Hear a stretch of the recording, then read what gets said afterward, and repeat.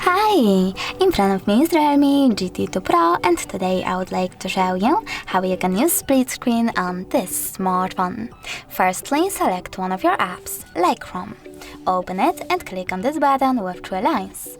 Then you need to click on those 3 dots at the top right corner of your chosen app and select split screen. Then pick the other one, and as you can see, now I can use both of them at the same time. If you wish to go back from this mode, drag your second app upwards and click on home button. Thanks so much for watching. If you enjoyed this video, don't forget to leave a like, comment and definitely subscribe. Bye!